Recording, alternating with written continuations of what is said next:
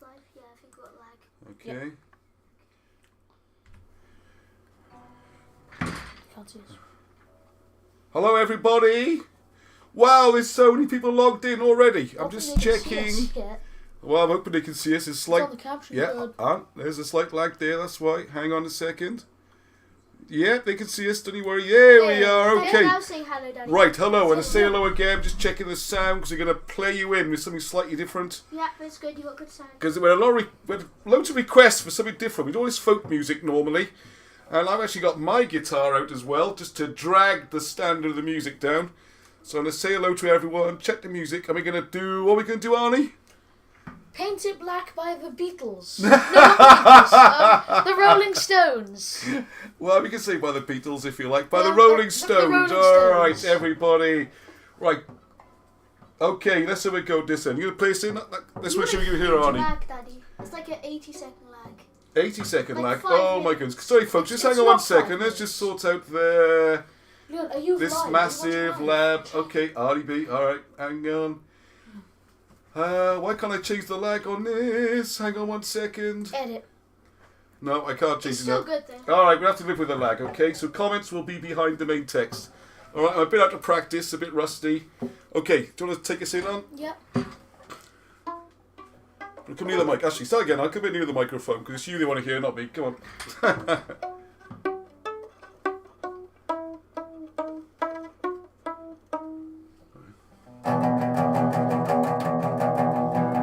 I see a red door and I want it painted black.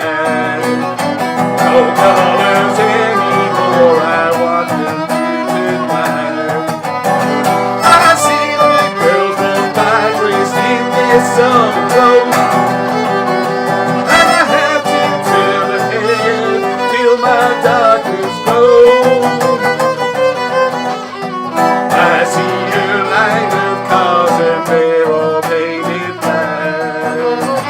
If I was on my lover, purple to come back. I see people turn their head, quickly look away. Like a newborn baby, it just happens every day. I see inside myself and my heart is black. I see my red door and I want it painted black. Maybe then I'll fade away and not have to face the fact. Maybe then you'll be away, your whole world is black. No more will my green sea turn a deeper blue. I could not foresee this thing happening to you.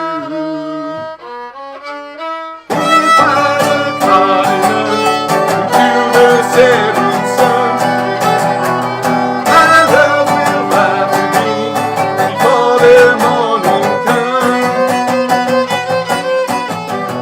I see a red door and I want it painted black. No colors anymore, I want them all turned black. I see the girls go by dressed in their summer clothes, and I have to turn my head till this darkness grows.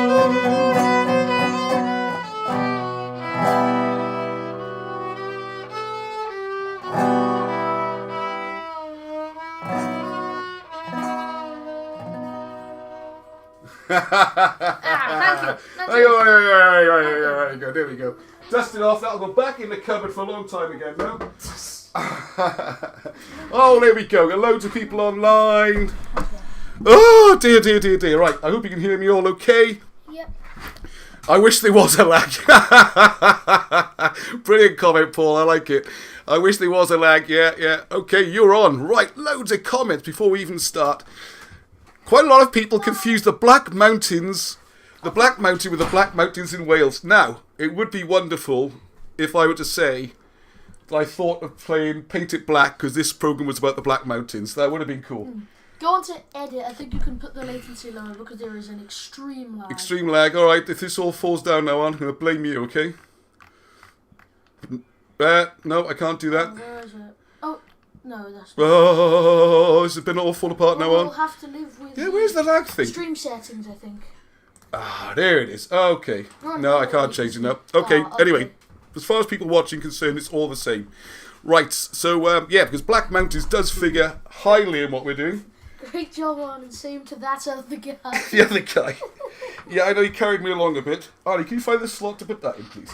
Yeah. Because I can't see down there without my glasses, and that kind of ruins the rock star image if I put my glasses on.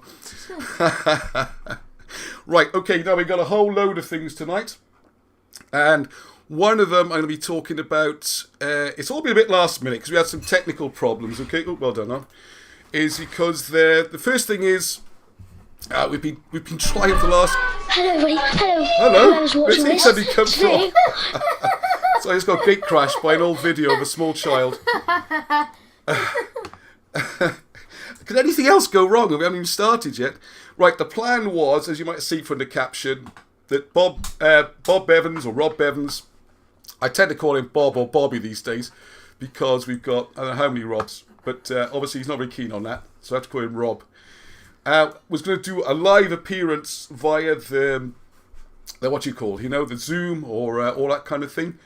But unfortunately, this doesn't have the bandwidth in his house today, so everything's gone a bit last minute. It's all gone a bit changed. I gotta find this. Right. I put a thing on there. Hang on a second. I've got something on the USB. Everything's a bit last minute panic. I saved that on there. Right, we'll have to find that on there. Okay, don't worry about it. We'll find that. Sorry, so that's been shunted. I'm going to try and get Rob on the phone. But what I have got is some video I did a while ago.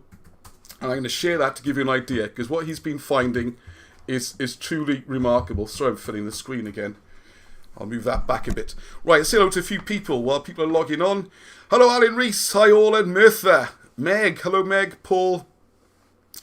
There's the Black Mountain as well as the Black Mountains. Oh, you've lost me now, Johnny Enigma. Hello, Johnny Enigma, who says there's a difference between the Black Mountain and the Black Mountains. I didn't know that either. I'll be first to admit it. Let's put that there. See if it gets me.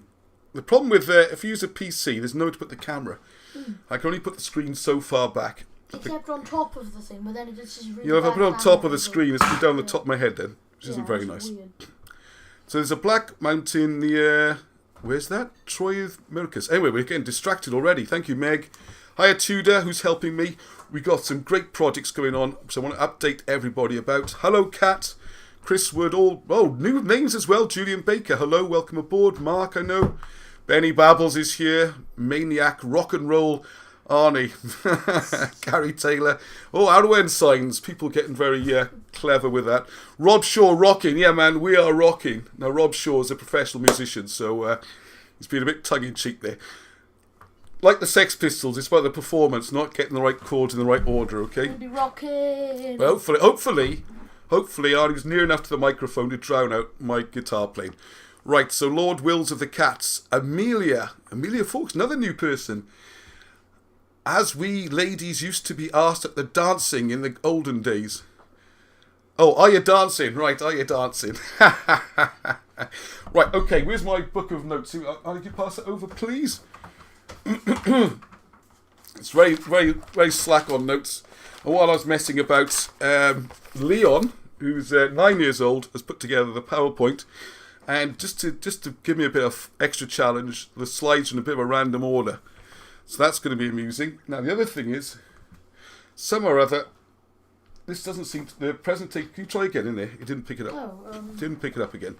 So give me 1 second, because what I had to do was convert some things I filmed with Bob a while ago, edit them into a video, and then save that, and it finished saving about 5 seconds before we started the show. No, Carson, next time, bring your bass. Yeah, right, we'll all pile in next time.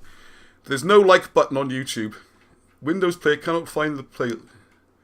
Go on, I'll push that in there. Alright, anyway, we'll come back to that in a second. Okay, that should be the right place. This is where he's going to jump in and suddenly play Leon, isn't it? Don't do that.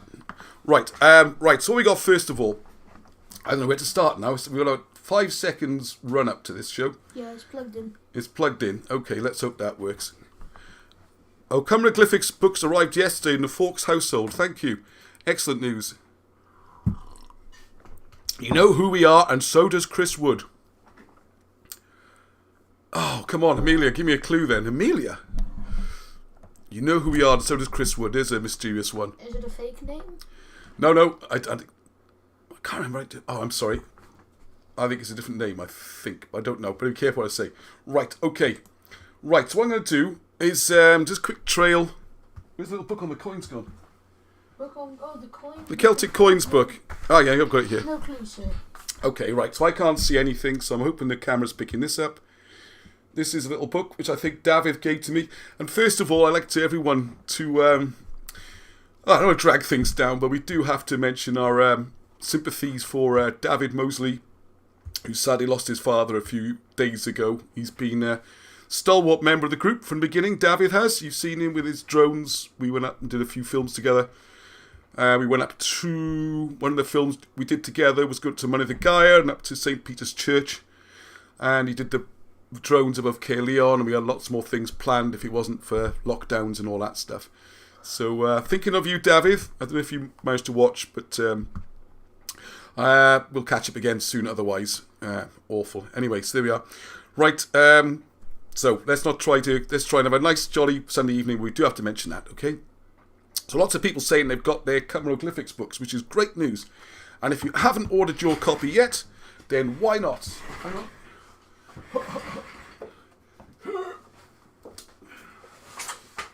So I'm going to give the book a quick plug, as if it's just arrived this week, and we've been sending them out, or last week. And this is the How to Read Hieroglyphics in hours rather than years or months. What does it say on there? Hours, not years. There we go. And the trick is to use the Welsh language, which, if you're familiar with Wilson and Blackett's work, is something they cracked back in the 90s. And this is just making it easy for you, so you can see how it works. And I'll put some videos up on that soon. We're just waiting for their publishers to get ready in America. There's no point in getting everyone all excited, and then they can't buy the book in the States. I want to show these in a bit. Oh, I am going to show those, but I want to show this one first. Yeah. Is the... Excuse me, get my breath back a minute. Where are we? Yes, right. Now, one of the things we're also going to do on here, we're very keen to spread the word, okay? Now, there's people in the group working really, really hard and going out there and getting different copies and giving them out to people because... welcome all those new people. So it's been a little bit insular so far, isn't it? Everyone's welcome. If you haven't been here before, you will follow the show. There's no diving in the deep end, all right? What this does, very simple exercises and pictures, how to read hieroglyphs. And I haven't gone into the arguments much or any attacking anybody, nothing like that. This just works. And what I want to do is get this in the hands of some academics, preferably, or people from colleges, schools. So if you've already bought a copy, anyone who watches these videos is a BHH member. You can get extra copies half price. Or if you want to order one, send me an email and we'll sort out. So, we won't make any money, quite the opposite on those, but what they do is we get the word out on these, and the critical mass builds. Enough people are asking questions of Egyptologists and professors and saying, well, this seems to work, so if it doesn't, can you show me why it doesn't work and what's wrong with it? Because I think you'll find it does. It's a bit scary for people because it turns out that almost the whole of Egyptology has been based on guesses, and it's all on sand, and the whole thing would collapse. All on sand. Hey, all on sand, yes, because it's Egypt. Yes. Very good, Arne. You're on fire today, aren't you? Mr. Funny over there.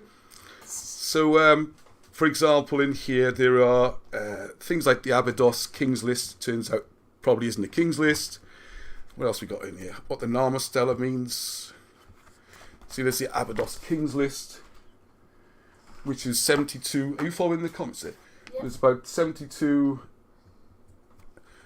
They're supposed to be names of kings, but when you start looking at them, it doesn't make any sense because you'll have two of these little cartouches right next to each other, looking almost identical, supposedly reading completely different as different names, because these don't match the names. They don't read as the names. It's one huge can of worms. Because this Abydos Kings list, that underpins this whole chronology of Egyptology, which emperor came, followed by which pharaoh, and all that kind of thing.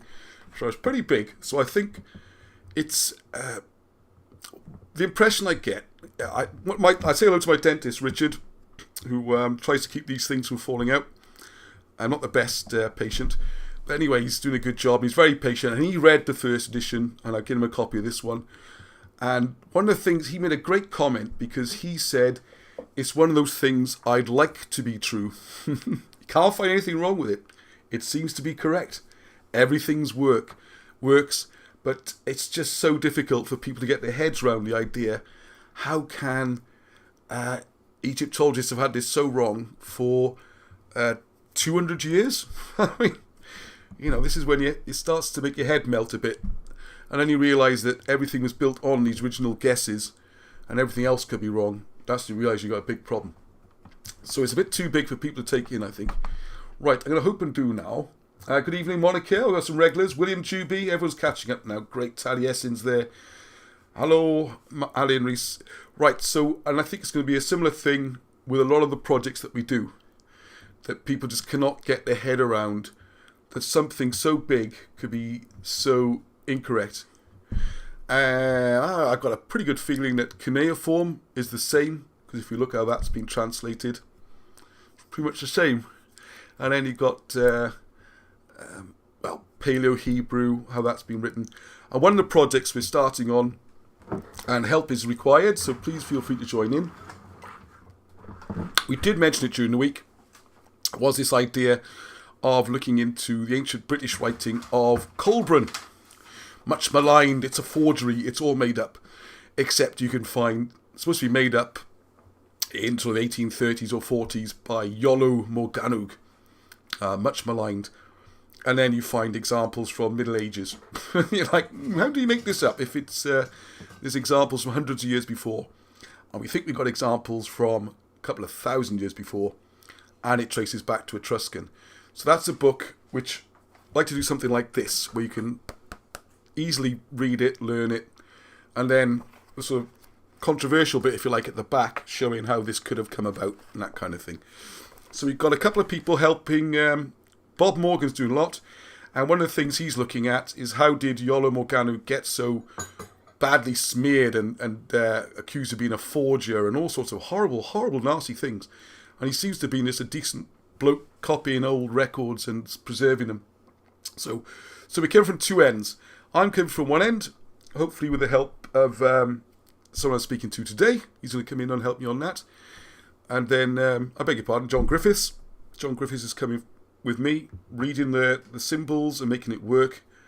And then from the other end, you got Bob Morgan and a couple of people helping with the Welsh translations, like Tudor and Allen, and working out what was the criticism, because all that seems to be in Welsh. What was it they said? Why they said this doesn't work, he's a forger, he's a faker? What did they say? Because this original criticism does not seem to be translated. All you can find is people trying to respond and the further parts of the argument. So, on the one hand, you got the practical side making it Colburn work and Etruscan working, and then we could even look at the American caves where you can see the writing over there.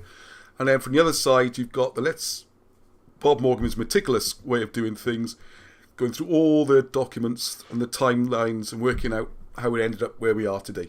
So that's going to be really exciting, and if you want to get involved, you are very welcome. There's plenty of work to go around, okay? Now there's another one. There's a few projects like that. All right, that'll do for now on the projects, though. Right, hopefully, let's see if this screen share works. I haven't had a chance to test anything because we spent the whole afternoon. That should work. Why don't I think? Oh, of course it does. Yeah, we spent the whole afternoon trying to get Rob's internet connection up to a big enough bandwidth where we could watch things. Up a skip outside. Yeah, you were filling up a skip. Yeah, well done. Good stuff. All right. I just want to put this one up. It hasn't been up very long. Margaret put this up. Thank you, Margaret, on the Facebook group. If you're not on the Facebook group, I'm going to say a little... Go on, straight away. I almost got going on what we're going to talk about tonight. But there's a slight detour. Now, one of the things you notice, I get lots and lots of messages of support from people. It's wonderful. It's so heartwarming.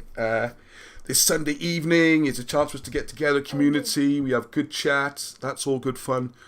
And it's a chance for us a bit more grown up and sensible because, TV has become unwatchable. And there's so much rubbish. And this is something you can watch with your family, all right? So, a bit of music, some better than others. We have some fun, all right? And it's a good chat and everything. Lots of interesting subjects and a chance to get involved. Now, one of the difficulties is people say they would like to join in the chat, but they're unable to. And one of the reasons is because they are not logged into YouTube, okay? Now, I fully understand not wanting to give your details away to YouTube and keeping your privacy and all that kind of thing. There's two things to bear in mind. One, I would be surprised if you can keep your privacy anyway, all right? That's just me being a bit cynical, if you like. Your IP address on your computer, everything you do on the internet, it's all monitored. They know whose machine it is, so that's going to be tracked anyway. So what you're really talking about is sharing personal details, such as dates of birth, your real name, all that kind of thing, mostly to other people on YouTube. So what you can do, as a lot of people you see on the comments do, just set up an account and put any details you like in. How naughty is that? There's no law says you've got to put the right details on YouTube, okay? It's not an offence. It's not breaking anybody. So you will notice, let's have a look. What have I got on my comments at the moment? I've got Taliesin on there. Guess what? Taliesin is not his real name. What else we got? Mr. President. We also have Maniac. Maniac. Fire in the soul, all right? I mean, these are not real names, okay? So if you're worried, what else we got? MRD Baker might be a real name, but it's not very easy to pronounce, okay? So this is the kind of thing people do. Because then just so separate YouTube account, because they'll know what your computer's doing anyway, okay? It's like when you look at things without logging in. I'll give you an example, right? What? A question. Oh, a question, right? I'll come to that in a second then. You said that the new first chapter was available if you bought the Clio cover. I don't quite understand the question there. The new first chapter. Oh yeah, I'll put the new first chapter up. The Patreon supporters have had the first 3 chapters for, probably 2 months now, I think, or 6 weeks, whenever they were ready. I'm happy to put the... Yeah, good idea. I'll put the first 2 or 3 chapters online for people to view for free, if that's what you mean. Give you a flavour for the book. I mean, it only takes about 10 minutes to learn how to do it anyway, so you'll more or less have it. After that, it's exercises and more examples and more details and try and pictograms and all this fancy stuff. The basic how to read hieroglyphs is literally 10 minutes?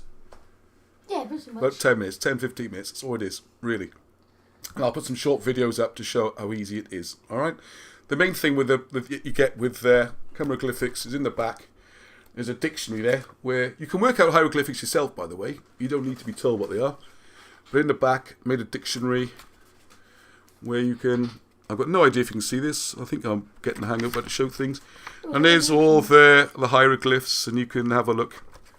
And just look. This makes it easier for you, and some tips and things like that, okay? Another newcomer. Another newcomer? What? Job 121. Oh, Job 121. I think that's from the Bible, Arnie. As a good chapel boy, you should know. Job chapter 1, verse 21. KJV means the King James version.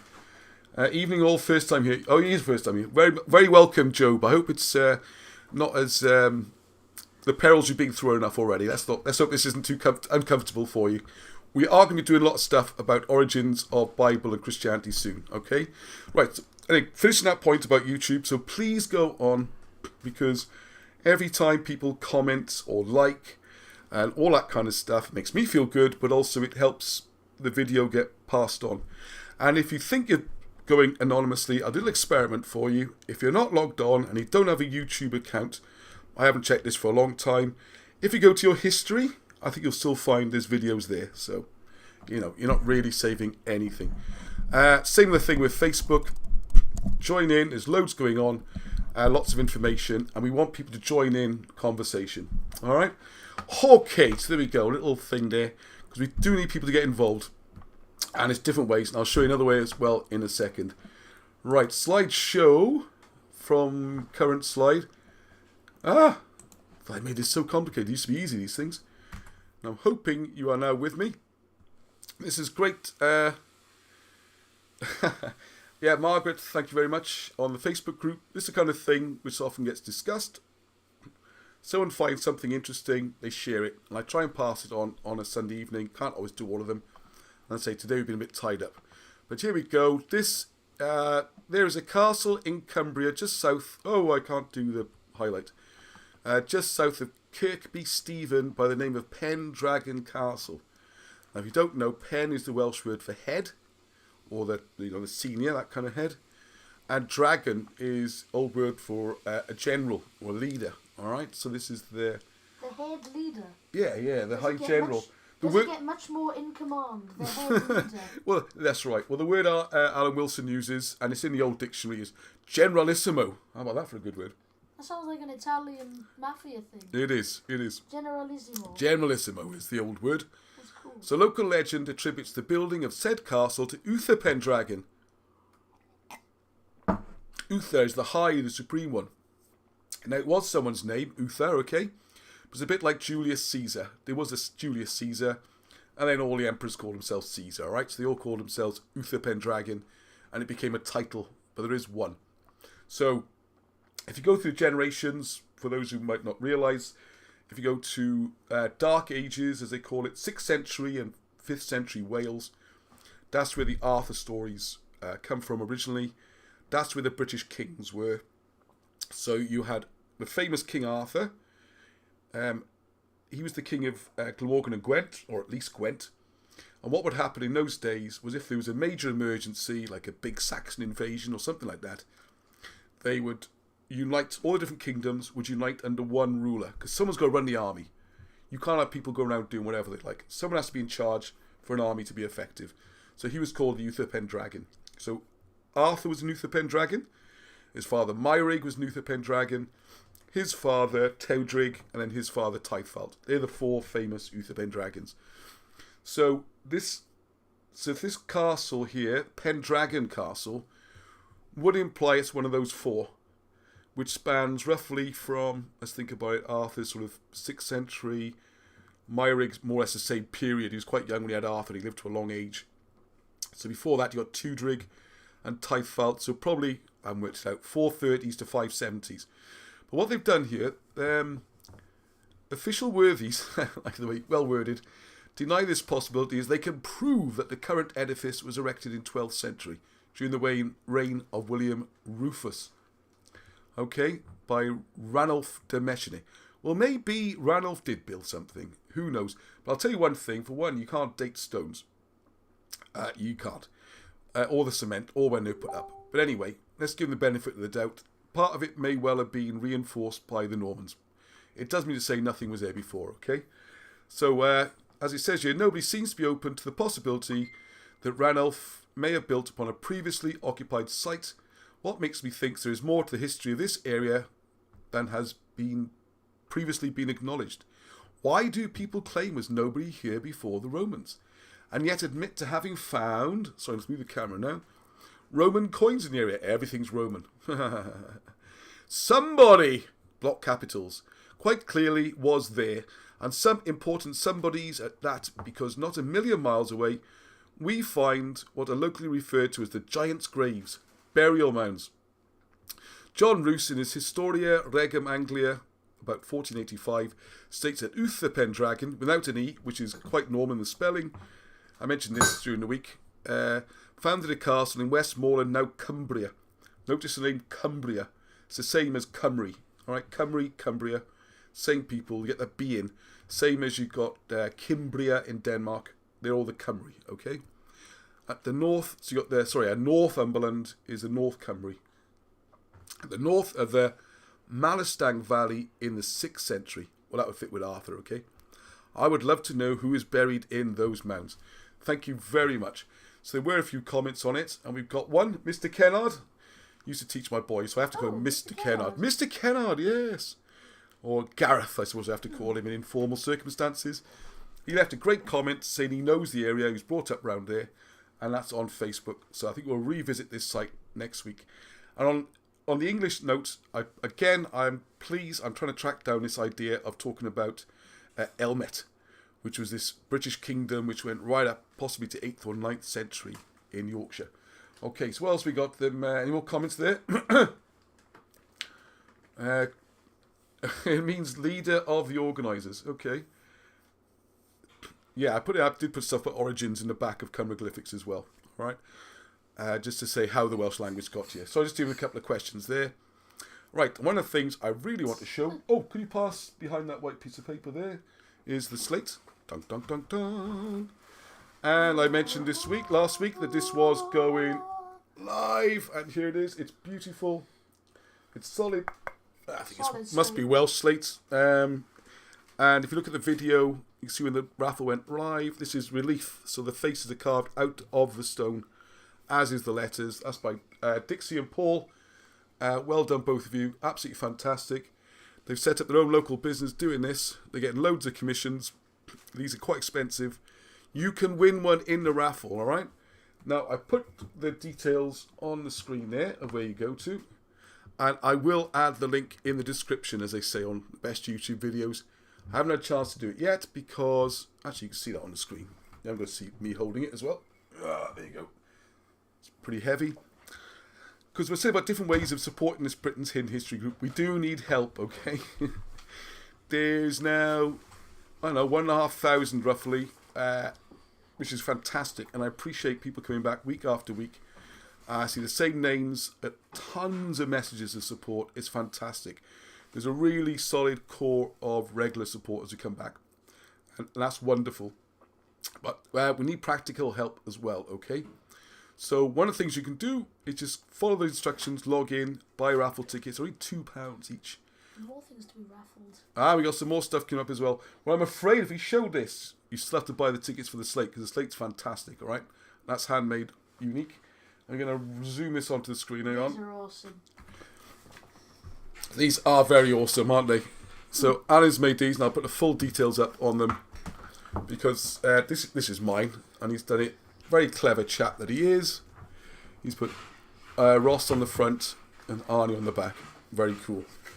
Pro Anima Arturius. There we are. And then we have here, for those who are allowed to read it, there is Colburn for Britain's Hidden History. And it's absolutely stunning piece. Beautiful. And we've got some more of these coming in boxes, so these will be available soon, okay? So people are making a real effort. I mean, someone's made these. Dixie and Paul have made the slate thing. It's fantastic. We got people helping with the books. We got some people buying 3 or 4 copies and giving them to their friends. And also you can become a Patreon supporter, all right? Just say chip in £3 a month to help keep this going, because there is so much we really want to do. And it does take money sometimes, all right? So please. And if you haven't got any money at all, then the free thing you can do support is to make an effort to log in and hit the like and subscribe and share it. All you got to do, copy the bit of text at the top of the screen, the URL, and paste it onto wherever. Emails, Facebook, whatever. That's to spread the word, okay? Because this is Britain's history. It's a really important project. It's not just some gamer channel or something. Yep, the craftsmanship is incredible. Thank you, William. Yeah, it's absolutely beautiful. It's largely oak, and then there's panelling. I can't remember. That's a different wood there. It's awesome. It is beautiful. It just feels awesome as well. It's just to hold it. Just holding it. It's even balanced. I mean, who balances wooden swords? It's just love it. But he made one for me to keep as well, which is great. Okay, now hang on a second. I'm gonna have to go back. I'm on me at the moment, aren't I? So I can escape from there. Now, your producer will be diving in. Please, please, please, removable disc. Phew. Where's the thing I just saved? Is that it? Please, please, please. All Black Mountains. Please. Is it from Barbara up to Black Mountains? Yes, it is. Oh, something's happened. Right, okay, now, I don't know if I'm going to risk trying to call Bob, because what I was trying to do is feed their WhatsApp call through the computer, which would be fun and will probably work. What I'm going to do instead is have another couple of days to get that right, because, you know, not like anything goes wrong on this show, is it, every week? I have a large chunk of Welsh slate, a lone stone, look how this is going to go, in the garden with a Celtic sign painted on it, needing redone. Should I turn it around? Yeah, Amelia, just get Dixie. Oh, yes, I didn't tell you the name of his company. I'll put it on the descriptions. It's called Plaque Ing Slate. And again, I'll put that in the description, but send me a message and I'll forward it. I'm not on any commission or anything like that. Just want to support those local guys. They're supporting the channel. They've been involved in this since the beginning. They do me favours. We help each other. And that's how this community works, okay? We help each other as well. All right, so hang on, let's make sure. Because last week, I sort of end up at the end of the show, I usually do this thing where what was I supposed to mention? Oh yeah, I've also got a wonderful poem from Sean with a recording. And I'm going to save that because we've got another show coming up where that'll be perfect. Sean Morgan, hello Sean. If you don't know Sean, she just has this amazing, it's a gift. It's a gift. It's like an imagining or an awakening or something. You can see back to previous generations. Now, please, if someone came up to me 5 years ago and talked about things like that, I was totally Mr. Logical, cynical, nothing makes sense. The things people have shown me in the last few years doing this project, I don't write off anything anymore. And if you go back through the videos and you see where I go to Toyn Tudor, the Mound of Tudor, and we walk around, and first of all, Sian tells this amazing poem, and then she talks about what the mounds were used for, and how the people would gather, and how when there was a funeral, they'd light a torch on each one, and then each summer, all the people would get together, and they would follow a procession, and she pointed to where they would all go. She kind of dreamt all this, right? Spent a lot of time on the mound. Almost every day, over years and years and years. It's a place of twilights and thinking. Someone who takes time in their life to think, right? So you get all this and you think, sounds a bit bonkers, you know, what's all that about? And then the more research we've done, well, yeah, there's about everything that Sian mentioned in that passage seems to, it all seems to be working out. And where she pointed is exactly where Bob Bevans has been doing his research. So I did want to get the poem, so Sian recorded it for me. What I'm going to do is a longer talk with Bob, with the rushing around today. Wasn't quite ready to line it up. And we'll do it this later, because when you've seen some of this, you want to see more of it. Because what Rob is finding is truly quite startling. And it revolves around an area in the Black Mountains, which I've talked to you about before. And I'm going to jump straight in now, and hopefully... Hang on, sorry. I'm going to have to, if it's a bit quiet, let me know, and I will try and turn this up a bit. Hang on, let's do that before we start. Sorry, folks. But if I don't get this right, you won't be able to hear it. So what I'm going to do is turn up... Where's the settings? Studio mode. Oh, studio mode. Oh, my goodness. Oh, no, it looks like something on a... Oh, dear. Oh, I don't know. I can't handle all those things. Complicated Things. Desktop audio. That's on full. Oh no! I pressed change the technical settings. Okay, no, I'm not gonna go there. Let's come off studio mode. Don't worry, it hasn't changed anything. Let's hope not. Let's hope not. No, everything's fine. All right, I'm gonna play this. It's not edited very well because we had to sort of about an hour ago. So this isn't gonna work. Let's just edit together some of the bits I've already filmed a while ago. So please enjoy some of this. I'm gonna throw you straight in the deep end. And so that's post D. Where's this table wobbling? This is Gilwyn Hill here, right? Alright, let's go back. Sorry, I don't think you can see that. Let me just get my bearings. So that's post D. Where's this table wobbling? This is Gilwyn Hill here, right? Okay. This is up by the radio mast there. You seeing it? And the stone, I'm trying to remember the bloody name of it. That's Heddwch there. Right, here we are. So that stone there is Caragwyr, right? And it's Caragwyr? Yeah, and Caragwyr. I think that means something like true or accurate. Okay. G-Y-W-I-R. Yeah. Gywir. Like I ain't strong on No, well, I have to look it up. Blind DR. Are there any of these places? Where's this then? That's up Gilwyn Hill, Gilwyn Mountain. Look. So this is where this is where the Dennis is, all by her. Yeah, Right? yeah, When yeah. we went up filming. And we're on the next bit over there. With the radio masters. Yeah? Oh, the Dennis is on there. Yeah, the Dennis is Right. there. Where's Go the in Dennis there. exactly? There. Out there, yeah. So it's on that intersection. Yeah, I'll show you now, I'm going to like this. Okay. Right, so then that's Tom Thumb. That's the other area I found, the viewing area. This is up on the Moutains, right? They're all marked as boundary stones, but I dispute whether they're boundary stones, but don't know. But this one, obviously I've had to sort of make this bit up, right? Because that was run into there, but obviously I wrote it down here, and when I've looked on Megalithomania, Right. you know, when I've looked at megalithic portal, Yeah, huge stuff. Yeah. Oh, right, okay. Yeah. Portal. All right, well, they list all the things. Yeah. they've got a stone or circle or something there. I haven't been up there to locate that yet, but it is there. So this bit is going to match up with that, yeah? But all of them are right on the stones, look. So then, Wow. it's giving you a pentagram, but then you got this area in the middle. Oh, I don't want to do that. Wine Clapria. Wayne Lapra. Wayne Lapra, you put, yeah. But this area here is a friend of mine who owns this farm as well. Or someone I know really well, Oh, good. right? So, if you look, this was the alignment for the winter solstice, yeah? So when you say alignment, what do you mean, for dawn or Well, this is, the rising of the sun? yeah, the sunrise, Sunrise, okay. yeah. This was it. This was on the sunrise, and if you look here, all right?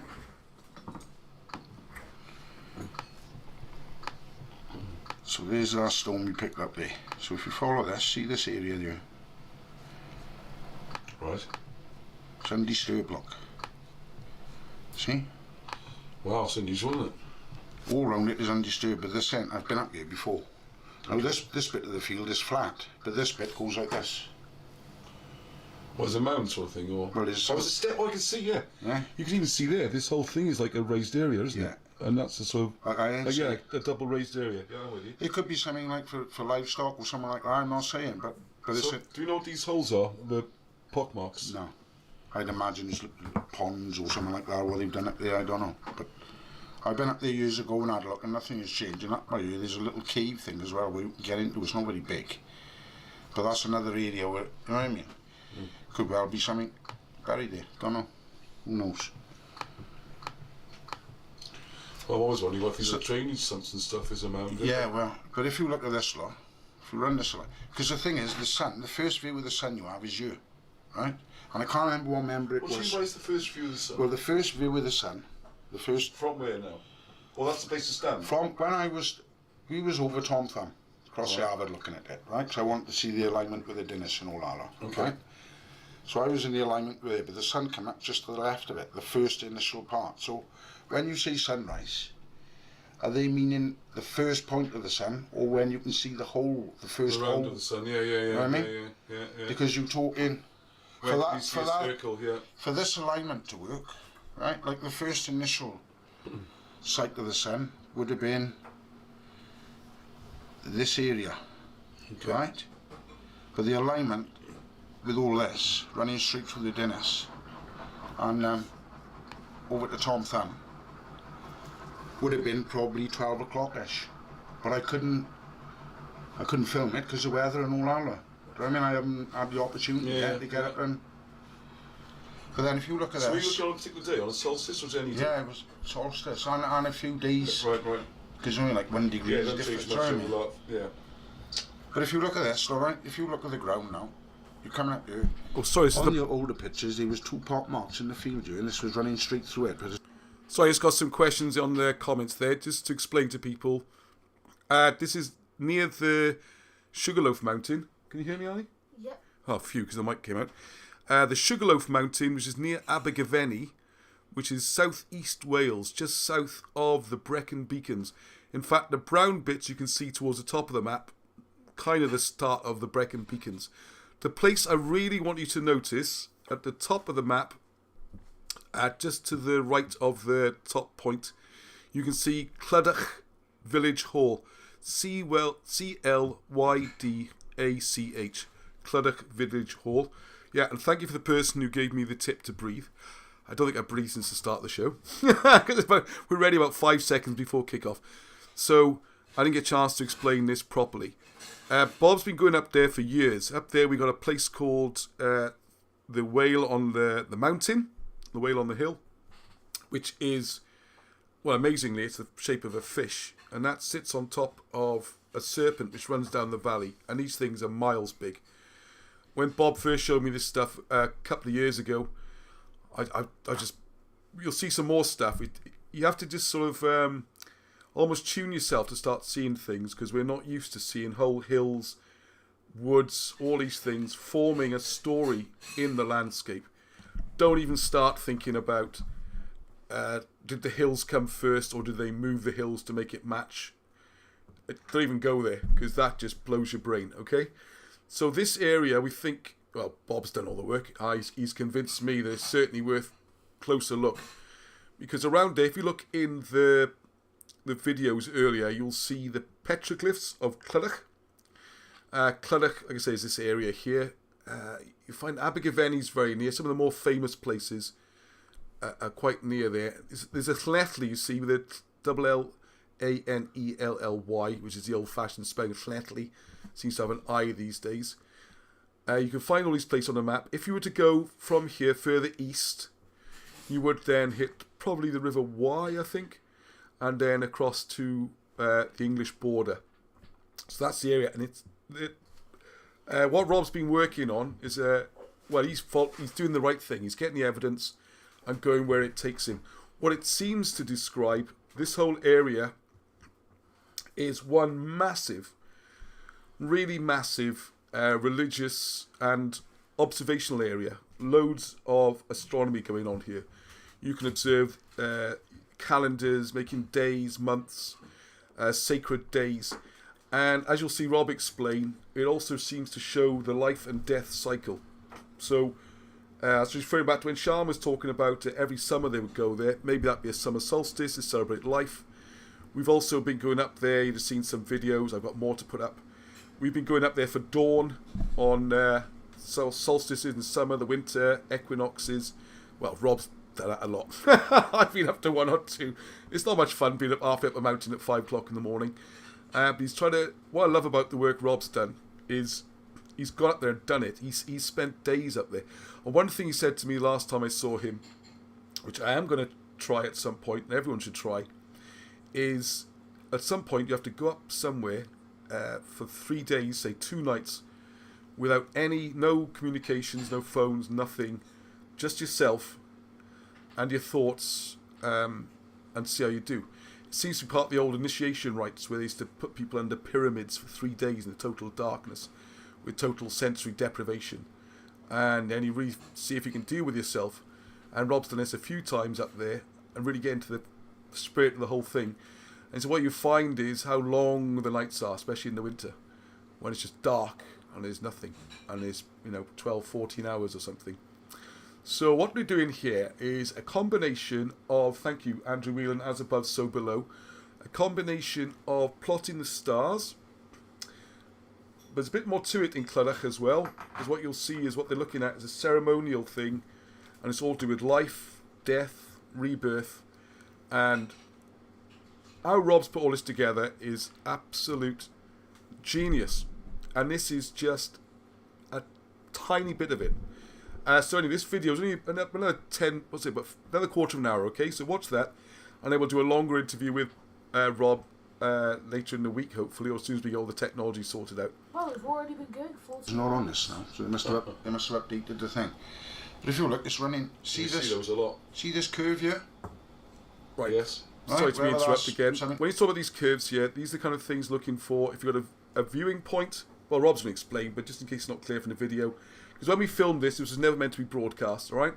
We put this up because we couldn't get the live thing to go. He's got slideshow and everything to do now. This was when he was just putting it together and showing me. And he said, well, show that for the time being.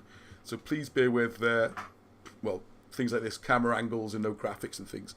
So viewing point, a curve, and the basic principle is, I'm looking very small on the screen, let's go a bit bigger for a minute. The basic principle is if you're here, right, let's go back slightly. the sun does not always rise in the east. All right, it rises in the east-ish. So in the winter, it's more or less. So if you're looking east from this point here, in the winter, the sun might be all the way up in the northeast, almost northeast. It's about 52 degrees, I think it is. And in the summer, it'll be all the way down in the south. So if you're looking, I'm talking about at dawn. So if you put a point here, if you can measure exactly where the sun is rising on this curve, you can work out the day and other things. You can also do a similar thing with the moon. If you look out, the moon, every night, it's a different place. It goes along a path and then back again, a path and then back again. The sun goes along the path and back again. It's one of the reasons why I want to make these as big as possible, because the bigger you make it, the smaller the errors are going to be. So if you make a calendar or a laboratory with huge stones, or better still, like they've done here, use hills, like the Skirrid is a pointy hill, for those who don't know it. If you use that as a point, and then the Sugarloaf, which is kind of this shape hill, if you use those as markers, you can be 20 miles away getting your alignments. So even if you're a little bit out, what difference are you going to make over 20 miles? If I'm a bit out here, that could be days, weeks out. 20 miles away, you know, we really are getting very precise measuring, okay? So I hope that helps, because it's very important, and if you're new to this subject, it's quite a lot to take in. I do appreciate that. So yeah, for those who are new to the channel, normally we do a lot more history, well, all sorts of things. Anyway, just bear with it. It'll start to fall together and you'll enjoy it. You got to go with it on this one, alright? Hang on, where's the play button gone here? I can't see it. Right middle. Oh yeah. To do with the sun or something, I don't know, but that's running straight through That the... would make an astrological centre, perhaps. Yeah. So that's what we have in here. Every two sites in your curve. But look where it's running, straight through that wall at the back of the dinner slot. Yeah? Yeah, yeah. With that big, because we had the dinner to the wall, didn't we? We've got a gap. amazing We've site, got a gap of like, I don't know, 12 foot, something like that. You know what I mean? And that's running straight through. I ain't seen It looked like a site, didn't it? Yeah. Yeah, I ain't seen it's back. But these, see these paths here as well? They're alignments as well.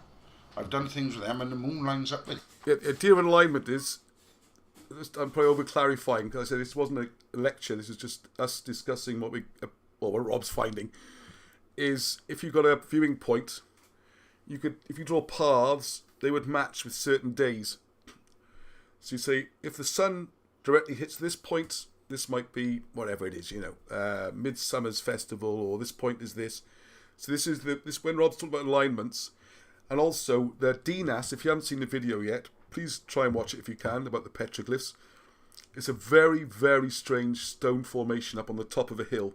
It looks like a castle, but it's made out of the natural cliffs. And around one side of it, there's a gap in the walls. This is why Rob's trying to type the whole thing. What did the priests do? That procession that Sharma's kind of dreaming about, how would it have worked in practical terms? And one of the things that would have happened, we're trying to work out the alignments, is on a certain day, there's a viewing point at Dinas, okay, up on this mountain with the stones.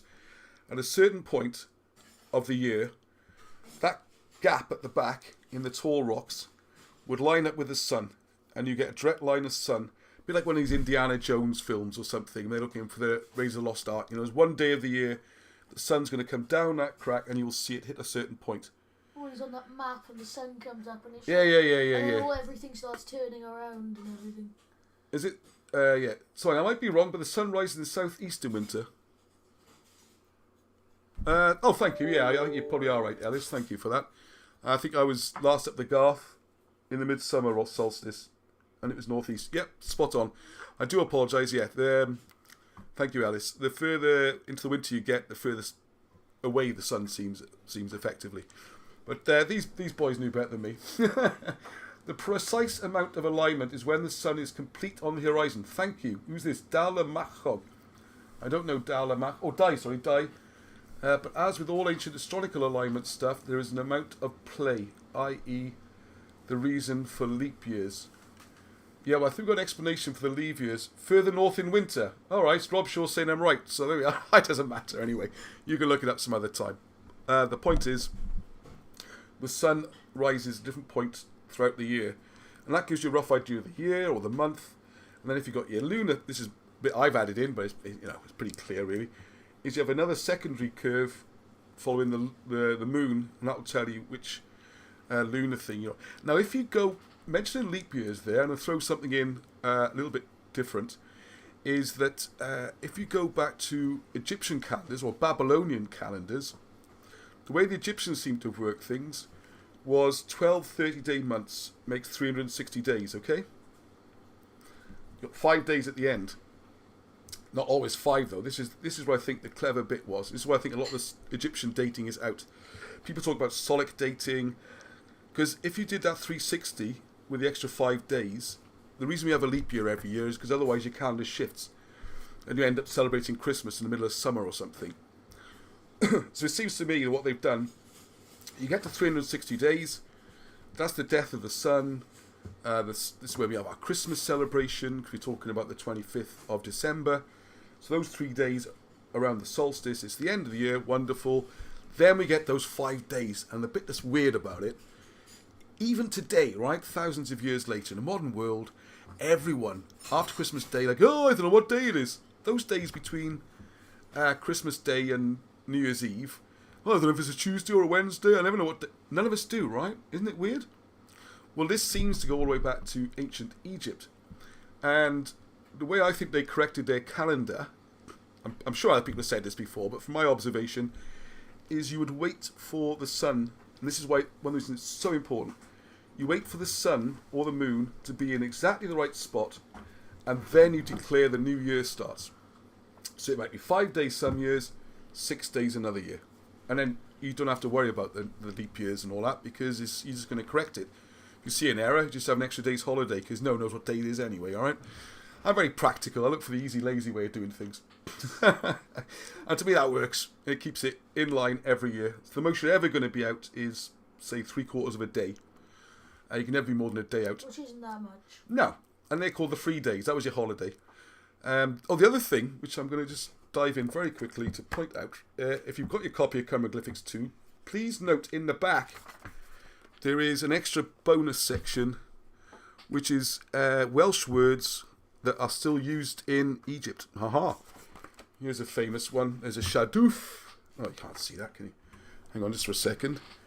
There's a shadoof, which is a way of lifting water with a counterweight. Well, shar is sack and dŵr is water, so that's the water sack in Welsh. So that's pretty cool, isn't it? Pharaoh, Pharaon is the Welsh word for high powers, all his powers and all that. The reason I mention it is because the beginning of each of these, the days were 10 days. So you'd have an Egyptian month, there'd be 3 sets of 10 days. And the beginning was the Decran. And Decran in Welsh is the beginning, so it all fits. It all fits beautifully. Sorry, Rob, I've interrupted your presentation. It's going to take about 4 hours to get through this 15 minutes. Well, on different alignments. I'm still working on it. But another thing, what I mentioned to you before, from the 28th of November, right, to the 25th of December, it's 28 days. Right. Right? Right.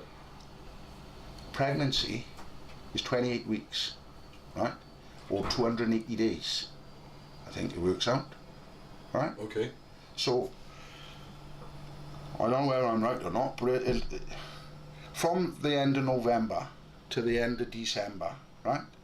You got like 3 or 4 3-day events. Right, that's like a gestation period or something. Yeah, going on, do you know what I mean? And then at the end of December, I think it was the 30th, with the full moon, because you have the full moon over the 3 days. 30s, the moon rised on that day. Sunrise was the same as the summer solstice alignment. So it's like a completion of that cycle type of thing. They interact all the time, look. The sun and the moon are interacting all the time. Other planets are interacting with it. I know Venus is important. You know, Jupiter and Mars is important because the alignment and all that. But to track all that's phenomenal. You know what I mean? Yeah, well that's where the observatory and stuff, isn't it? Yeah. I wonder how they recorded all the results. But basically, this area here, look, right? This is where I gotta leave this a minute now. Leslie Hill. Yeah. You need to leave that a minute and come back to that now, because I need to show this. Where's Pull D? Okay. This is the word Devil's Bridge and that, alright? Don't get that. This image here, who got in touch with me and put me onto this, is to do with the culture in Crete, with Knossos and all that, right? The Owens. Yeah? This is from the area there, and they're saying it was like the Labrys symbol. It's not a very good picture. Yeah, going to the labyrinth and the Troy Mages and that kind of stuff. But that's it, like you got other things on it, don't you? Do you know what I mean? I'll leave that for him to explain that. But see these pot marks here, right? Right, yeah. You got like a cross there. You see these pot marks here, right? Yes. And you see like a curved tick effect there. Right. Right? Not saying all of it. Yeah. But that's the one in Knossos, right? This is the one in Clydach. right? And I ain't saying it's identical, but there's enough in it to warrant looking at. Yes. You got a cross there. Right. You got that kick. Oh yeah, you can see it now, yes. Right? Yeah, it's just kind of rotated, that's all. You paying attention? Yes, Right. Go on. Think Vitruvian man. Think what's it? Vitruvian man in the circle. Oh yeah, the old Right. Michelangelo thing. And I ain't saying it's the case. Leonardo, yeah. Can you see a figure on there? Oh god, yeah, suddenly. Oh my god, it's like a crucified figure actually, isn't it? Can you see it? Yeah, the head, body. Yeah, I mean 2 legs, 2 arms, of course you can see it. Right, let me show you something else now then. Could those, the 2 holes there The as 2 well? pot marks the same as the other one. Yeah, just notice those 2 What pot I'm marks saying as well, is, yeah. there's enough in it to warrant looking at it with connections to Knossos and that. Right, yeah. And I'll tell you Well, we what. got the Troy Mazes, they all tie in I'll with tell you their why words now. as well. Watch this. Go on in. Same picture. Right. What can you see now? Well, the hole going in there. Right, well on the side, right? See these? Right. That's a serpent and that's a bird. Right? That's some of the most ancient symbolism recorded, like. Mm-hmm. That's, the snake and the eagle, these old things yeah, like that, yeah, isn't it? yeah. But that's to do with the goddess, like, right? It's all the secret god.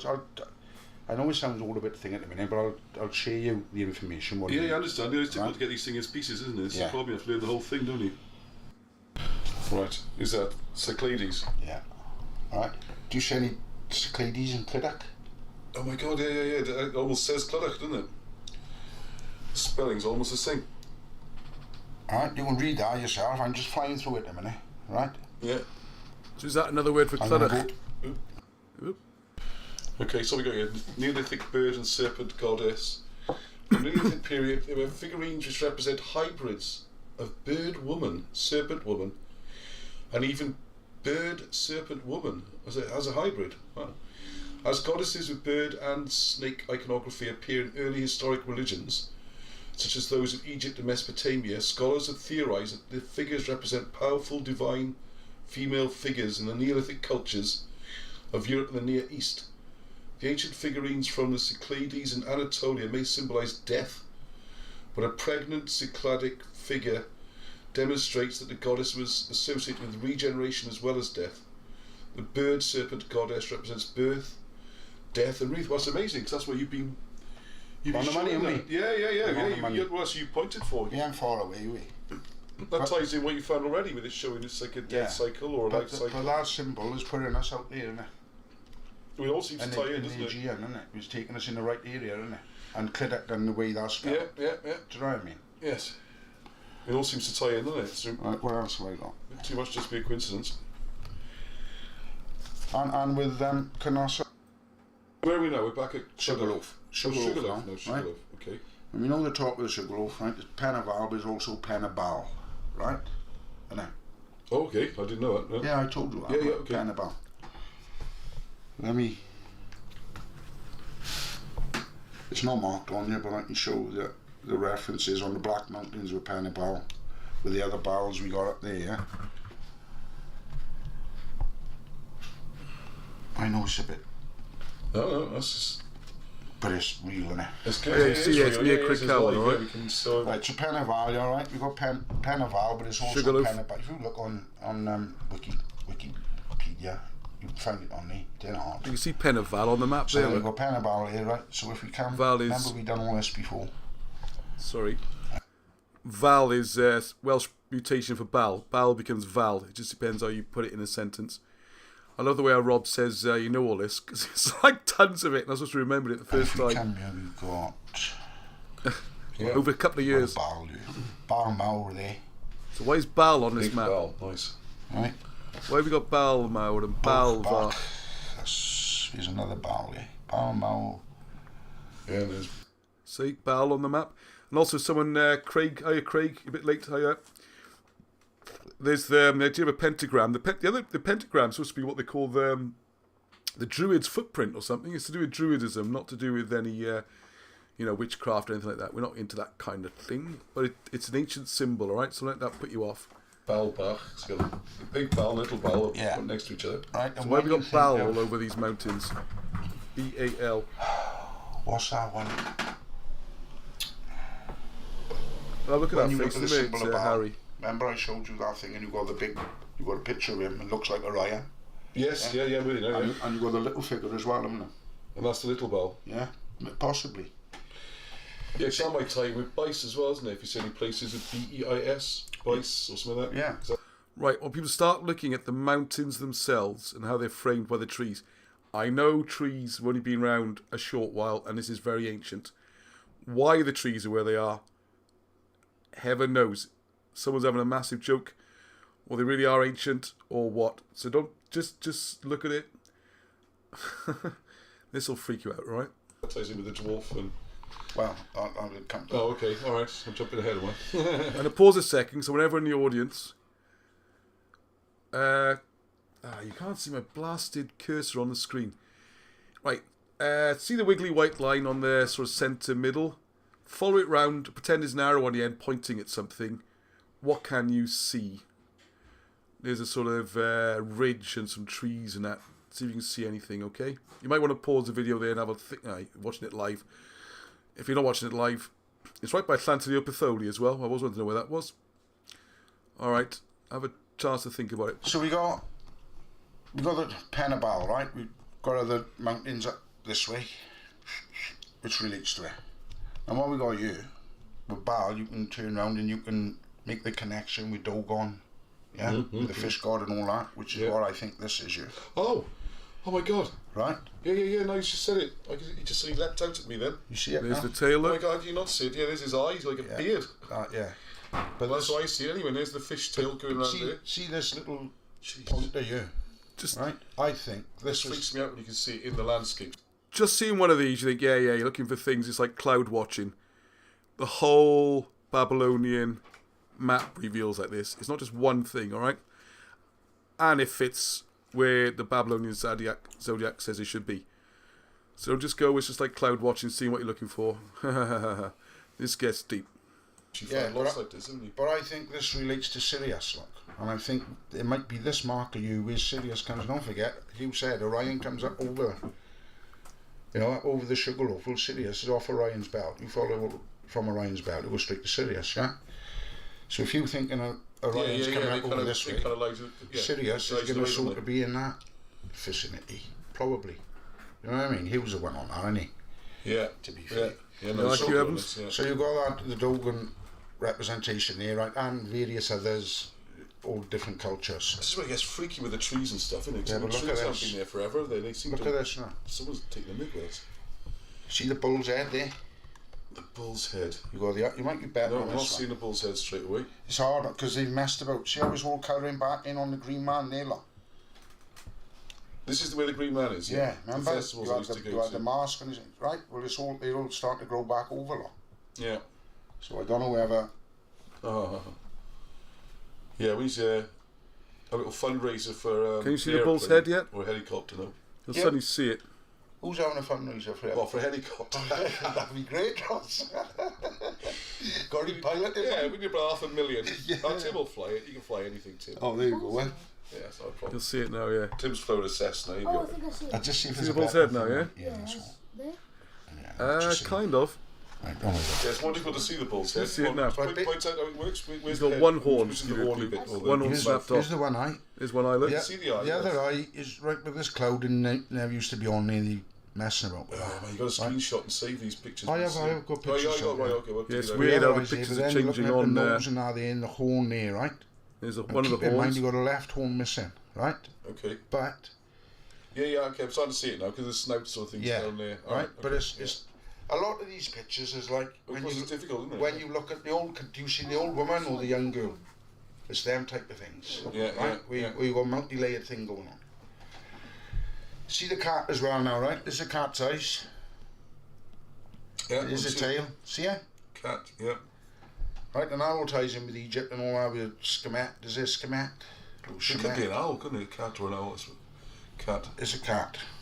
I'll show you now, right? Okay. You got the bull there, and he's got the right. Yeah, like his he's right a cat. horn is missing, right? When you go back on our picture, It's almost like a buffalo type bull, isn't it? That's the amazing thing about it. let me just find this picture here. Right. That's the bull down by Devil's Bridge. Yeah, yeah. You got the other horn there, no? Yeah, you can see the two horns now. No, that one's missing. No. You got the horn. This side's missing. Yeah, See? let's borrow that a second, because then you can really see that this is the head here, isn't it? Yeah, there's And nostrils. eye, nostril. But this horn's missing now. Yeah. See, it So would if have you been got you. So you got the opposite horn there, It's missing on the other one. there. Right, I'm not saying that's a definite thing, but interesting. Okay. Yeah, yeah. We're thinking about. Now then, with this, I need a picture. Yeah, okay, I'll rewind it a minute, yeah. You need to get more organised. With this, when I It's good to have a run through, it's like a rehearsal, yeah? yeah, when I started reading about the cat and the serpent, right? Okay. This popped up, like, the Virgin and the Serpent. Good grief, what's that about? Well, this is the Virgin. That's the child. Yeah, where's the serpent then? There's the serpent. You got a foot on the serpent. There's the cat playing with a ball of wool. Good grief. Yeah, yeah, yeah, yeah. And that's supposed to be a representation of Moses, who is with them, but he's not the type of thing. He's not sort of. Come on, what picture's this? This is Rembrandt from 1644. And I tell you something.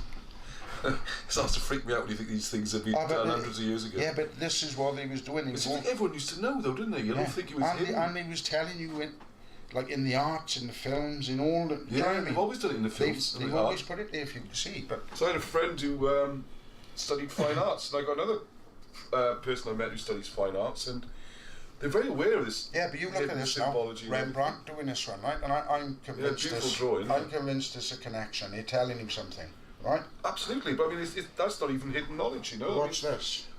These art students, they talk about It's like, this. Rembrandt, I don't buy it. Well, I do, because when you look at this, which is another Rembrandt painting, Yeah. of Caterina who Castet, or whatever, Yeah, whoever her name is, yeah. which is her, right? But this is the bit that didn't go me. Here, Catherine appears independent, determined, and mildly eccentric, not unlike Rembrandt himself. Rembrandt portrayed tells us a lot about the sitter, right? But clothes. Catherine's sombre black dress and white cuffs, collar and cap shows she was a member of the Austere religious group, yeah. religious group of the Mennonites. Minoanites. Right? Okay, alright. Well, I see a link with Minoan, It does look like, doesn't it? right? So many are wealthy, and you can see a white flaunting out background. So we got handkerchief, headdress. But that's the bit. That's the bit that jumped out for me. That Minoanites. Yeah, I'm just wondering if this kind of analysis. I'm sorry. There you go. Seeing the pose of females. It's the cat. You can read about it. You can read about. Yeah, no, I'd say these things are fairly well known. You know, it's not like Yeah. they're completely hidden. Yeah. You talk to people who discuss fine art, they're always talking about the Right, you have a look symbology. at it. I'm just going to have a quick look and I'll be straight back. Right, so where we at to now? This is the sugarloaf. This is the bottom end of the sugarloaf, right? Alright. So this area there we're looking at. Derry Alt. Is that a high prominent place? Oh, I've Yeah, checked it's that. close to It Altar, is isn't it? Celtic Altar and and everything. Because when I was listening to that, Conor McDara, right, and I know him, but he mentioned Alt and he said it means high prominent place. Could do. I had to get the check. Yeah, I was but gonna say. if I should have brought my dictionary, but you got after for a start, which is the root of the word altar. Yeah, so all alters. I'm saying is, you got Derry Alt there, and you got Derry Fark there. Derry Fark will be small Derry. Little one, won't it? yeah. Right, so, right, keep that in mind. By here, need to zoom in a bit more. Yeah, a centre and uphill is By here we go St Mary's Vale. Oops, excuse the me. high See place. St Mary's Vale? Yep. Now this is interesting, man. Llanwenneth Breast. Right? Right. Keep breast in Okay. mind. Let me just get back to this one now, because we're gonna. Llanwenneth breast. That's interesting because Llanwenneth obviously a Welsh word and breast. Right, remember I showed you this and I put father, mother, and child with it. Remember? Well, go on, remind me again. Right. Well, this is it's like a silhouette image, right? It's like image of a man, and you could argue, you even got the third Oh, eye there's his thing face going and on, everything, yeah. right? So is this, am I right in saying that's the nose and the mouth, the chin? Well, if you look at this, it's sort of the Jesus character with the hair, right? See the hair? Oh, right, sorry, yeah. You've got the body, you've got the body coming down, yeah, right? Okay. So then, if you was to say Jesus, all right, well, So the eyes would be round about here Yeah. somewhere. Those are the two eyes, and there's the third eye. I'm with you now. So you're Yeah. actually looking straight at this. yeah. There's like a beard or something. So we could or say maybe this could be possibly Mary, right? not. Yep. Or say that's Joseph, Mary, and Jesus. Just for So there's a Jesus bit then. this one you look, right? Yeah, pause a second, just give you a chance to look at this. So the sort of the pale brown, if you like, is the outlines, and then the trees around them is their hair and stuff, or the shawl. And then the baby, you'll see, Rob will explain a bit more now. It does take a bit to see it. Once you've seen it, you can't unsee it. See this here? Well, under all those trees. See that there? Well, he'd be wrapped up. He's a baby, innit? He'd be all wrapped up in. Okay, right, yeah. And his mother's holding him like that. Yeah, she's got her arm around him, yeah. give him Right, a see the push, fingers. Right, bear in mind all that with St Mary's Vale and all that now. And this is little, and that's big. Yeah, I can start to see it now, yeah. So that's Mary's head Yeah. and body, and she's got Possibly her arm, Mary's, and yeah. there's the baby sort of... Yeah. See how it's light to this? See, they've put these are all new. These Google have, Seriously? yeah. They've appeared recently? And they've done it with the whale as well. I'll show you that now. No way. Yeah. You kept the old images, haven't you? Yeah. So we can show But this is like the you look, as if it was the face there. See what I mean? So if he was wrapped up, like wrapped Yeah, the babies up and then the face here is gonna, Yeah, the shawl, yeah.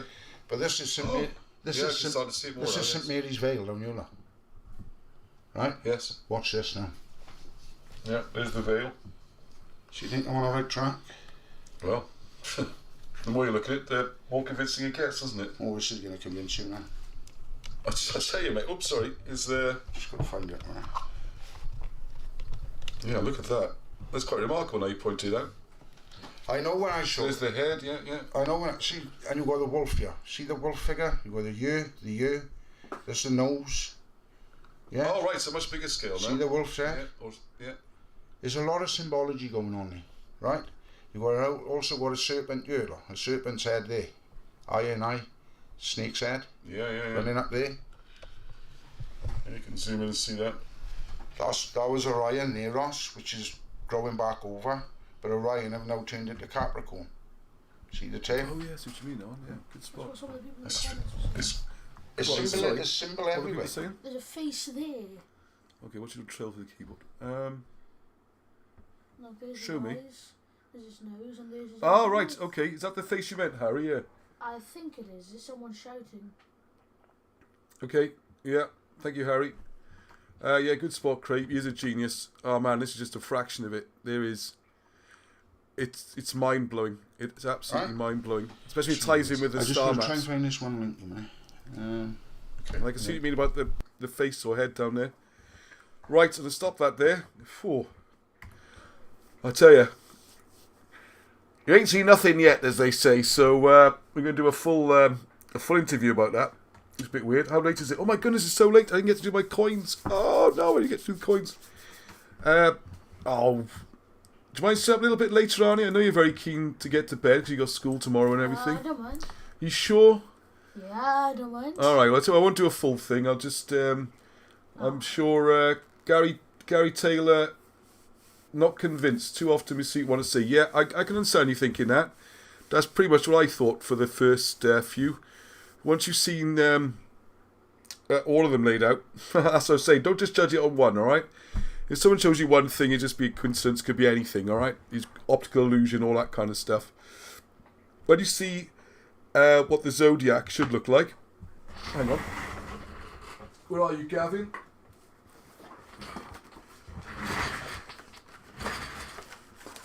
Yeah, I've got to be really careful my knee doesn't whack the computer, because it's done that before and turned the whole thing off.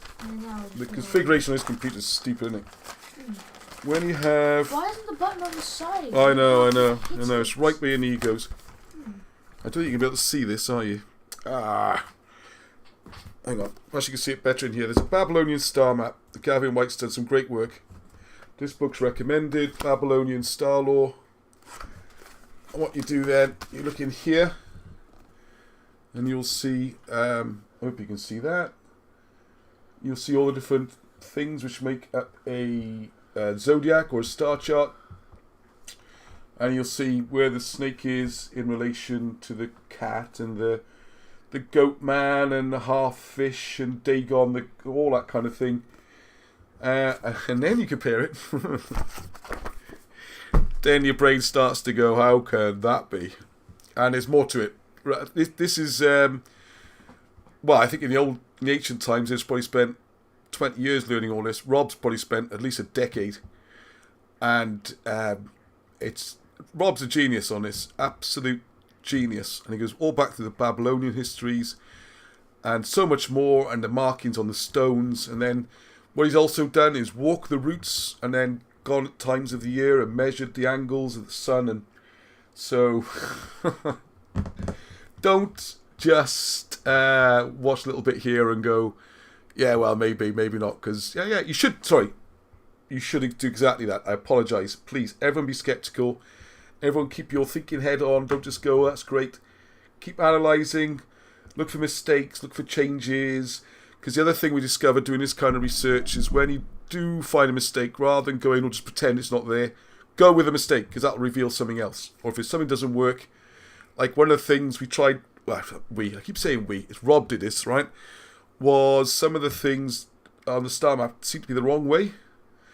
And he's getting frustrated for a year or two. And I think someone else in the group then, Steve Willits, please, I hope you watch this, Stephen. He's the other guy on the Babylonian maps and how it fits in with. He comes from a different direction. He looks at more at the names and the words, and it all comes together. This is the other comforting thing. But one of them pointed out anyway that if you, or Rob thought of it, it's a team job. I don't know.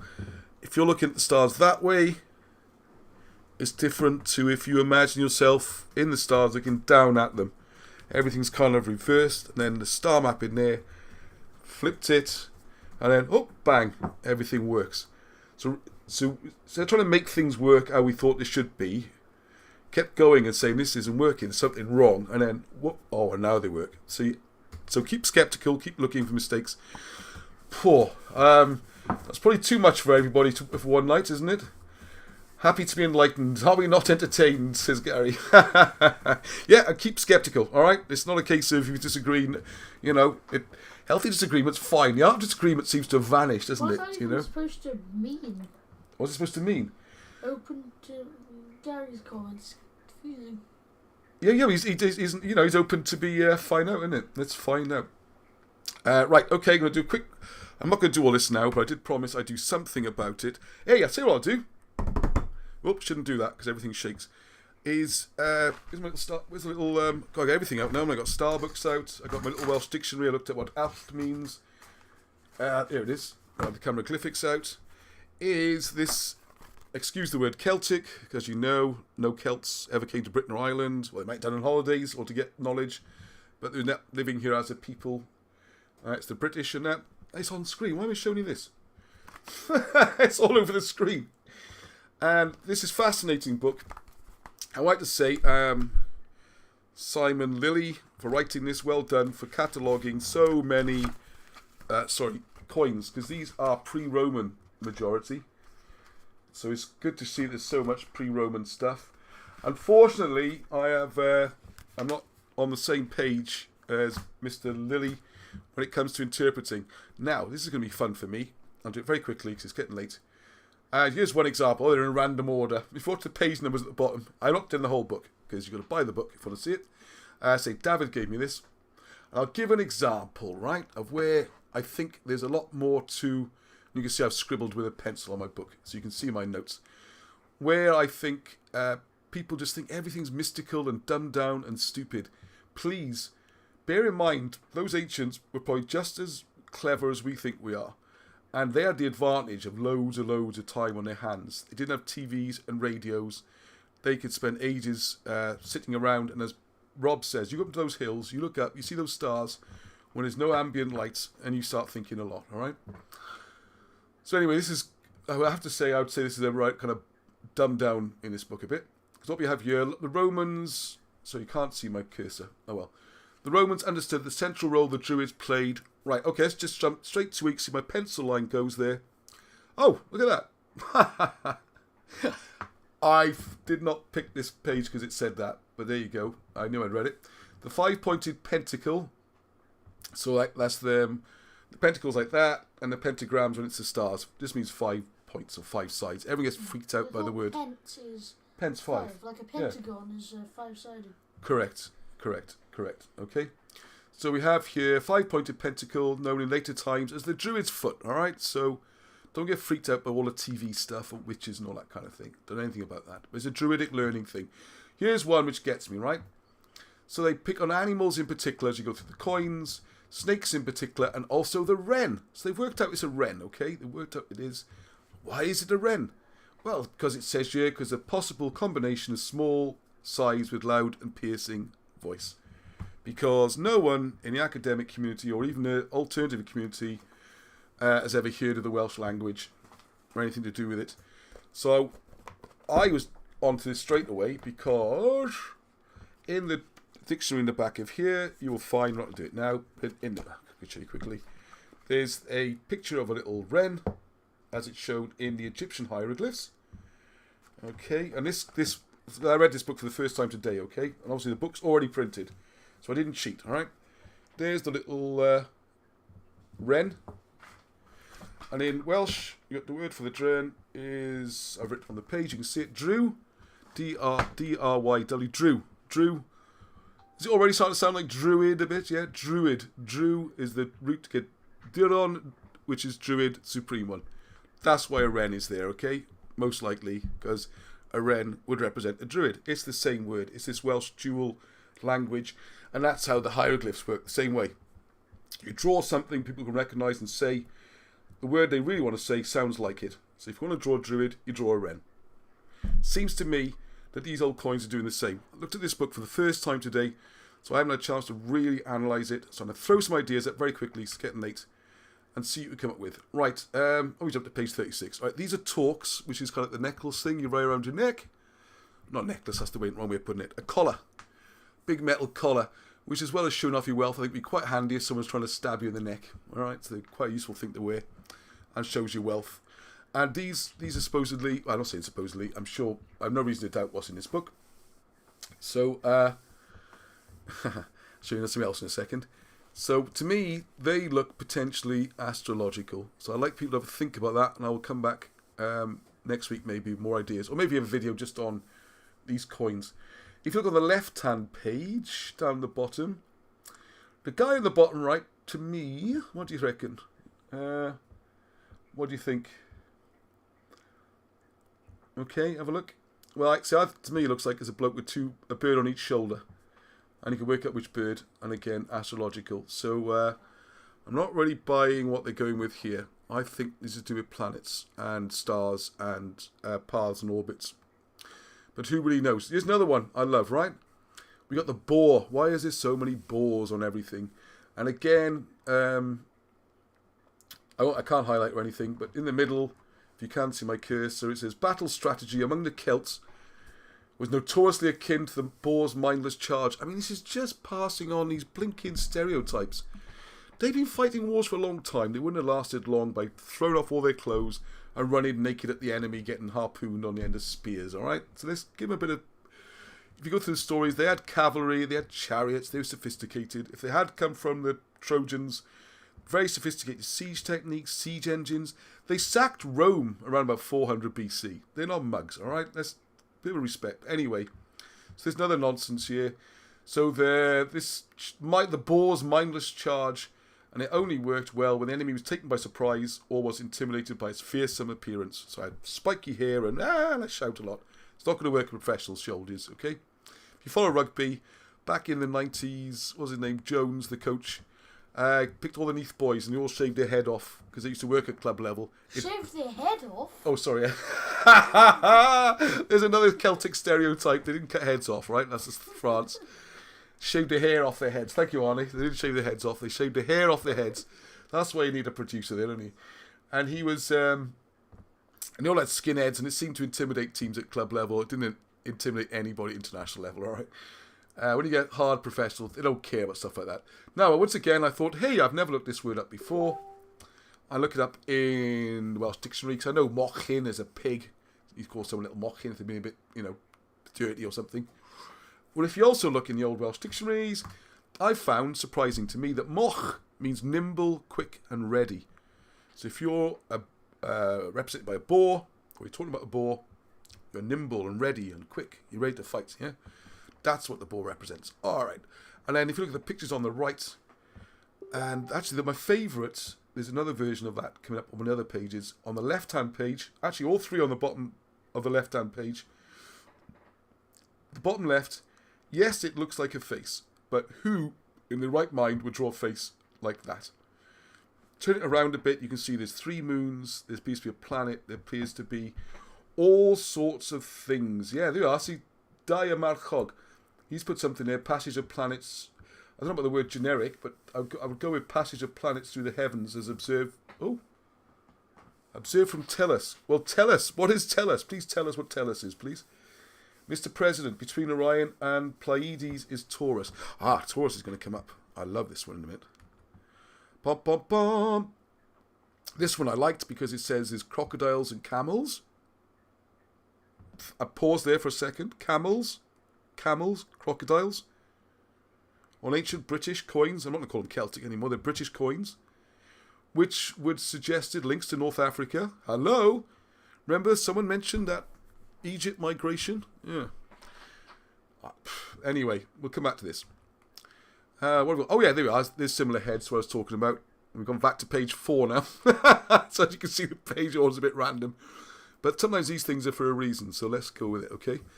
Thank you very much to Leon to put it together, because I was running around and he did this for me, so thank you very much indeed for that. And I would look at all 6 of those heads, and if you see the letters, top left is A, then B, then C, then D, right? So middle right, or D, to me, that looks like I can see some sort of scorpion. I know there's a face there, but there's a lot more going on. I think the number of dots are important. I think the shapes are important, and I think there's a whole red Indian chief sitting bull on the left. Oh no, which page was that? Hang on. I don't know what page he was on now. Oh yeah. I think he means that one there. I hope. Bottom of page 38. Thank you for that, Alan Rees. The alphabetical poster was uploaded to the group today. Lovely to see it again. Oh, right, okay. I think that must be the Colburn one. I didn't see that. Been a bit busy today, as you know. All right, so look at those faces there. You don't draw a face that complicated. It doesn't look like a face. It doesn't. It's not an attempt to make it look like someone in my view. And one of the things I like to point out here, which is a thought I had today, I don't know, it just hit me from nowhere. And if this is an old idea, then fine. I don't think they're coins. Not in the sense that we normally think of as coins.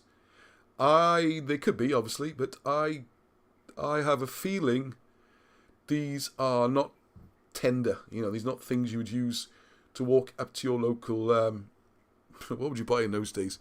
I know, tunic maker, or your woad dyer, and say, here we are, here's some bits of metal, please can I have a tunic or something. I think they had far... What did you say what to do with that? Arnie said, yeah, they have a similar thing with Chinese, isn't there? Lucky coins.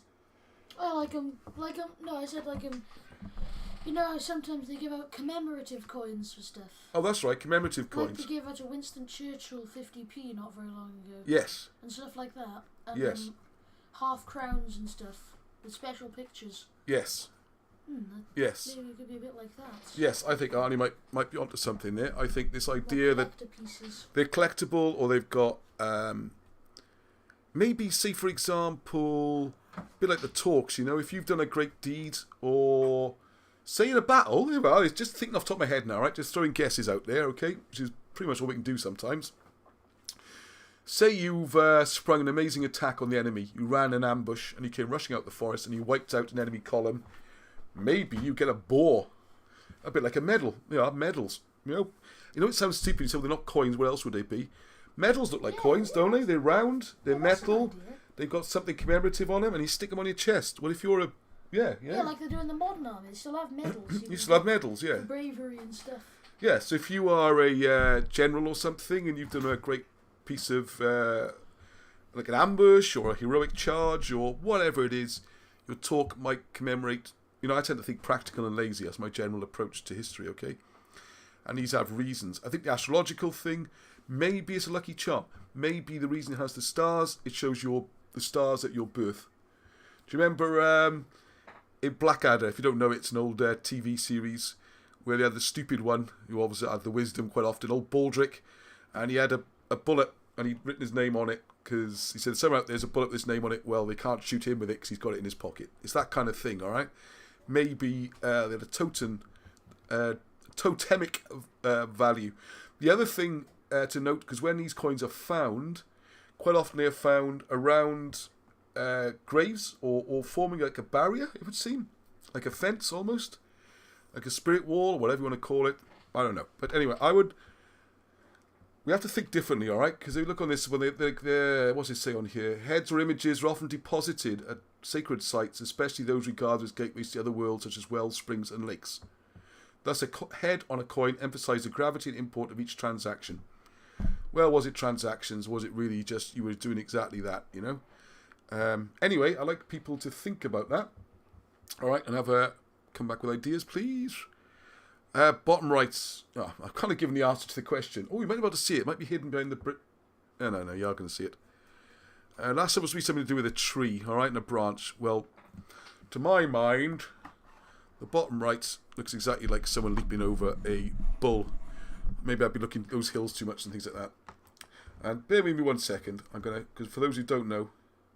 how can I do this? I don't want to mess this up. Hang on. Okay. And if you haven't seen it, Cretin. Bull jumping. Alright, if you haven't seen this before, I'm sure everyone's seen it. I'm just going to do a comparison. See, that? Yeah, look at that one, for example. Yeah, there's the man going over the top. He's going from the back. Usually, that's unusual. Here we go. Normally, the idea is you would run at the front of the bull, leap onto the horns, and see the guy at the back? He's by the tail.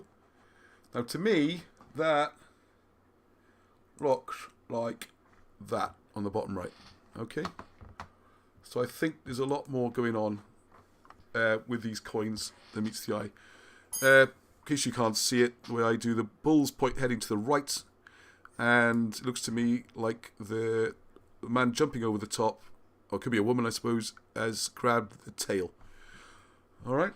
Now, partly I know this guy do a lot of drawing, and so my bodies end up looking like that. Anyway, I think we're almost done. We're almost like, I wanted to do more about this. The other thing here, I want to look at the potential tetrarchs. The fact you got the 4, like we've seen so much. And Rob Shaw, pleased by the book Architecture of Power. Some fantastic stuff in there. A lot of things in there about tetrarchs and how the mind works and how you remember things. Another thing they could have been is aid memoirs. The things on these little coins.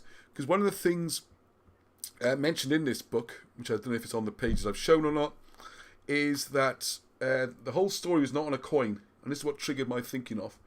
So that's the coin. The stamp might be, as you're looking, that big. So it wasn't just off-centre or badly done. It would actually be more than the coin. And you wouldn't see the whole picture from a coin. Well, maybe you're supposed to have a few coins and form a picture. Or even, maybe a bigger picture was formed and these coins were cut out later. I think there's a lot... I don't think people... My point is, I don't know the answers, but I know an awful lot of questions because I don't think this is being properly approached. Because people are so obsessed with Celts being stupid, spiritual, mystical, nonsense rubbish. They don't think about proper astrology and practical stuff and thinking about that. A 2-hour show, Ross? Sorry, finish up now. Anyway, there we go. Some more there. Thank you very much. Money. I'm not this was money. All right, well, thank you very much. Are you going to play us out? Yeah, what should I play? Yeah, sorry, mate. What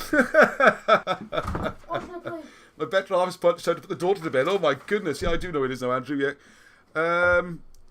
Just play anything, something nice. Do you want to play? Just play a couple of verses of. No, don't play that again because we get copyright strikes. Just do the. I don't know, anything classical. Anyway, yes. Good night, everybody. Wow, 2 hours. Considering we didn't have a show at all when we started, how did that end up 2 hours? Right, so thank you very much, everyone. Maybe for stamps. Good idea, Gary. Stamps. Never thought of that. Okay, so didn't read 2 hours. Thank you very much, everyone. Hope you enjoyed that. Oh, one thing I wanted to say. You can't play quietly, can you? No. One thing I wanted to say is thank you very much to Andrew Johnson for coming on. He's coming on again next week or the week after, and we're going to be talking about all that kind of Anunnaki and all that kind of stuff, which I stay well clear of and know nothing about. But we are going to try and tie that in with the ancient Babylonian folklore. And I'm going to try and drag it back into this idea of the water coming from under the ground. So look out for Andrew Johnson. We've got the big expose of Sutton Hoo. We've got the vindication of Yola Boganu. We've got Britain's Hidden Christianity coming out. It's busy, so please support the show. Like, do all the things I asked before. Become a patron supporter. You can just buy a raffle ticket for £2, alright? That won't put you out. Okay, riveted. Thanks, everyone. North Star, Porb. North Star from... Is that, which one was that? Leon. North Star. Thank you for putting the presentation together. Well done. This man did it. Wonderful. Good work. So you have to scan it out of the book, resize the pages to fit PowerPoint, stick it all together, so top work. And, oh, hang on, I got to do my really cool thing now. So I can do this right. I have to go like this. It's okay, North Star. Oh, yeah. Heddwch. Did I mess that up? We have to look, we have to wait. I messed it up, didn't I? Oh, please. I think I messed it up. Come on. We're going to see it on the lag now. God, it's a massive lag. Yeah. Let's see if it's worked. There's my Heddwch. There's the dragon. And the Arwen sign. Yay, it did work. Oh, there's Bob in the bottom right-hand corner. I hope he likes the picture. Haha, he's tougher than me. Woo! There we are. What a show. So thank you very much, everyone. North Star Porb. Glad you enjoyed it. Sorry it went on a bit long. No shortcuts sometimes. See you all later in the week. Video almost every day. Nicely played on. Keep going.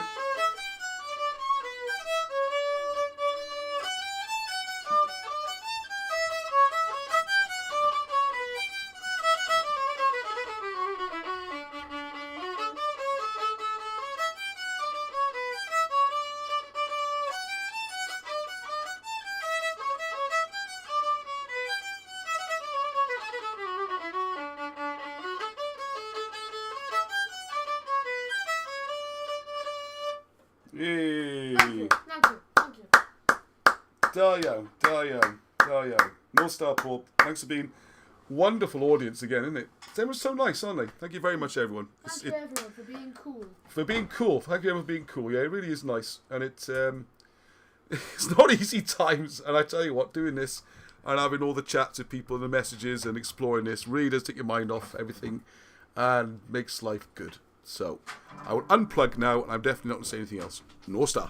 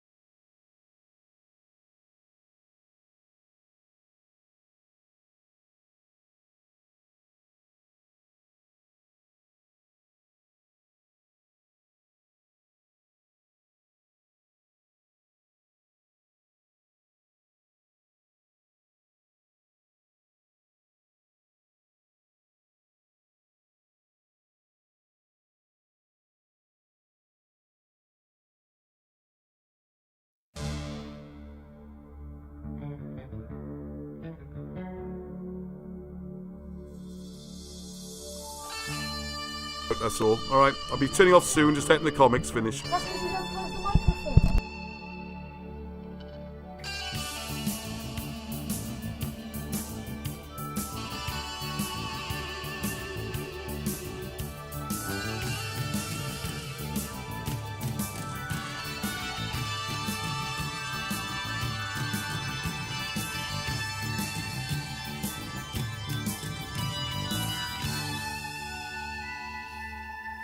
Elvis rock the people and